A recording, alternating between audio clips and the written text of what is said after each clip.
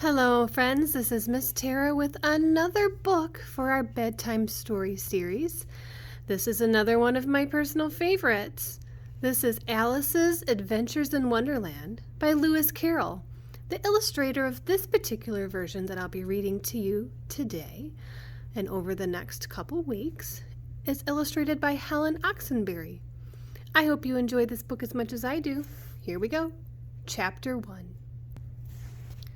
Chapter 1 is entitled, Down the Rabbit Hole. Alice was beginning to get very tired of sitting by her sister on the bank and having nothing to do. Once or twice she had peeped into the book her sister was reading, but it had no pictures or conversations in it. And what is the use of a book, thought Alice, without pictures or conversations?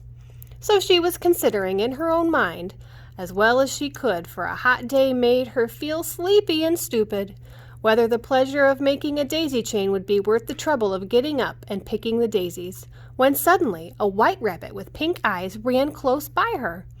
There was nothing so very remarkable in that, nor did Alice think it so very much out of the way to hear the rabbit itself say, oh dear, I shall be late."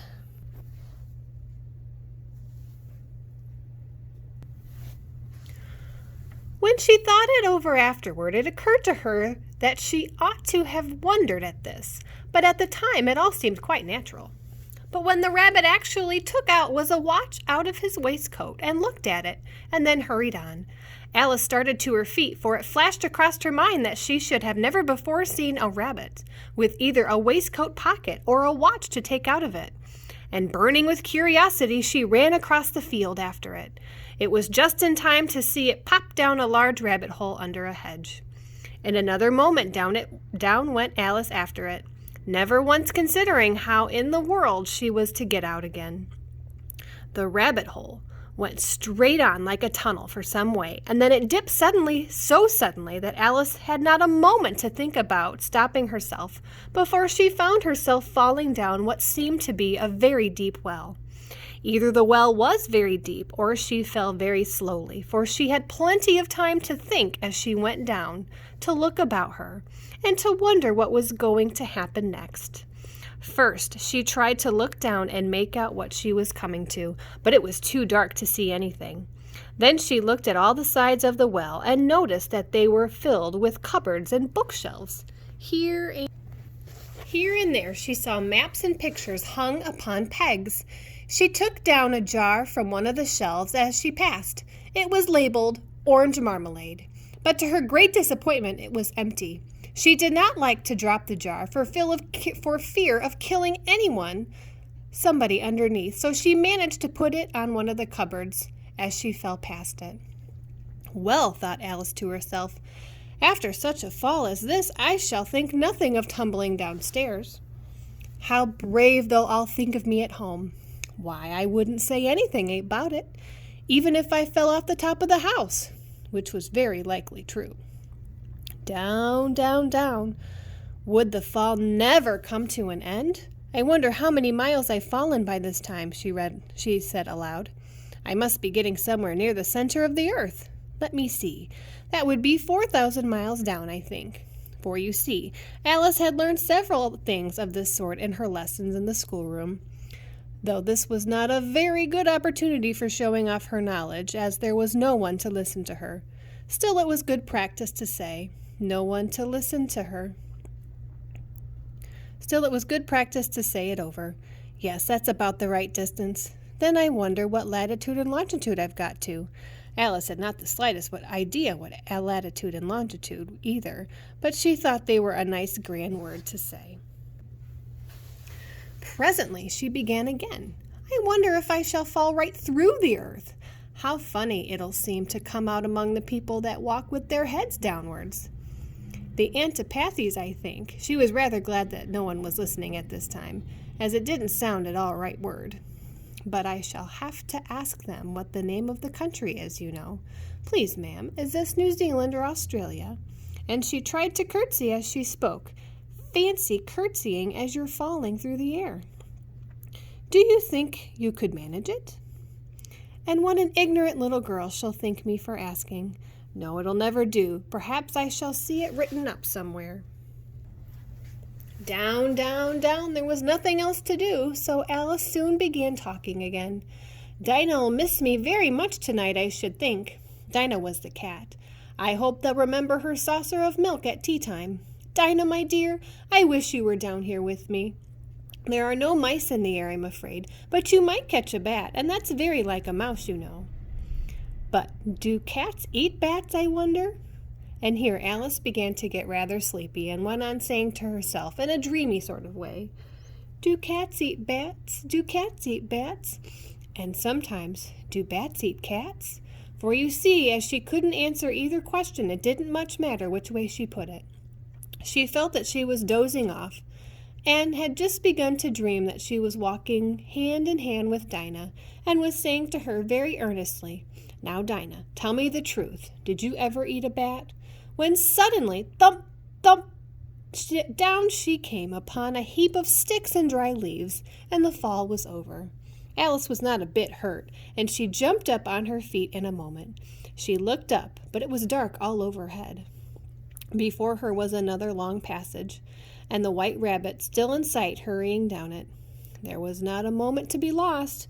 Away went Alice like the wind, and just in time to hear it say as it turned the corner, Oh, my ears and whiskers, how late it's getting! She was close behind it when it turned the corner, but the rabbit was no longer to be seen. She found herself in a long, low hall which was lit up by a row of lamps hanging from the roof. There were doors all around the hall, but they were all locked, and when Alice had been all the way down one side and up the other, trying every single door, she walked sadly down the middle, wondering how she was ever going to get out again. Suddenly she came upon a three-legged table, all made of solid glass. There was nothing on it but a tiny golden key, and Alice's first idea was this might belong to one of the doors in the hall. But alas, either the locks were too large or the key was too small, but at any rate it would not open any of them.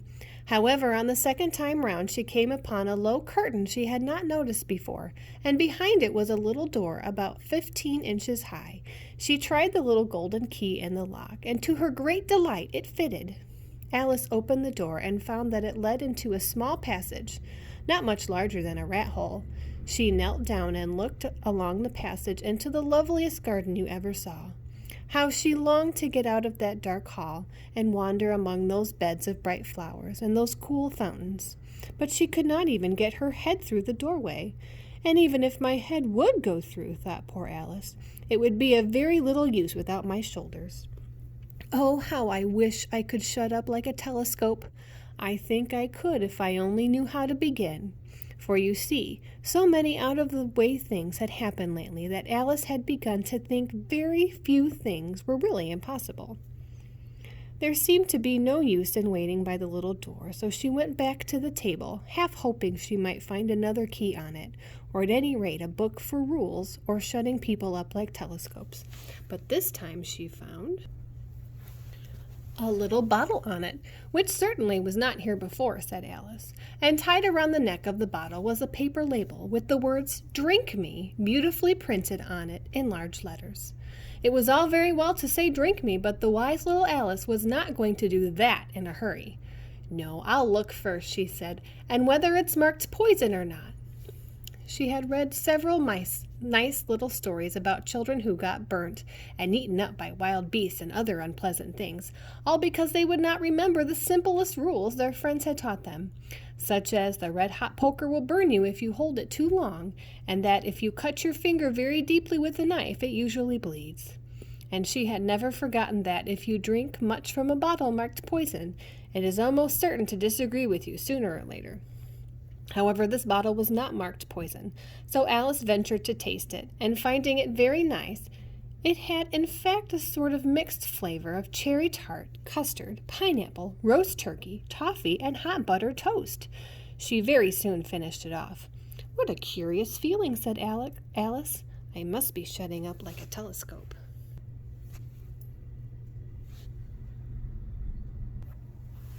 And so it was indeed. She was only 10 inches high, and her face brightened up as she thought that she was now the right size for going through the little door into the lovely garden. First, however, she waited for a few minutes to see if she was going to shrink any further. She felt a little nervous about this, for it might end, you know, said Alice to herself, in my going out altogether like a candle. I wonder what it should be like then. And she tried to fancy what the flame of a candle looks like after the candle is blown out, for she could not remember ever having seen such a thing. After a while, finding that nothing more happened, she decided on going into the garden at once. Alas for poor Alice, when she got to the door she found she had forgotten the little golden key, and when she went back to the table for it, she found she could not possibly reach it. She could see it quite plainly through the glass, and she tried her best to climb up on one of the legs of the table, but it was too slippery. And when she had tired herself out with trying, the poor little thing sat down and cried. Come, there's no use for crying like that, said Alice to herself rather sharply. I'll advise you to leave off this minute. She generally gave herself good advice, though she very seldom followed it. And sometimes she scolded herself so severely as to bring tears into her eyes. At once she remembered trying to box her own ears for having cheated herself in a game of croquet she was playing against herself, for the curious child was very fond of pretending to be two people. But it's no use now, thought poor Alice, to pretend to be two people. Why, there's hardly enough of me to make one respectable person. Soon her eye fell on a little glass box that was lying under the table. She opened it and found it a very small cake, on which the words "Eat me" were beautifully marked in currants. Well, I'll eat it, said Alice, and if it makes me grow larger, I can reach the key. And if it makes me grow smaller, I can creep up under the door. So either way, I'll get into the garden, and I don't care which happens. She ate a little bit, and she anxiously said to herself, Which way, which way?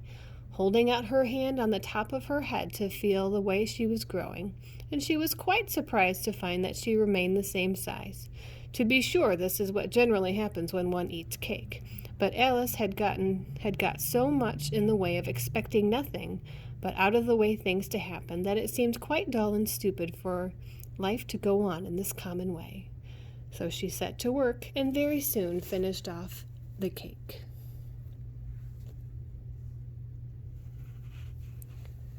Join us next time for Chapter 2 of Alice in Wonderland.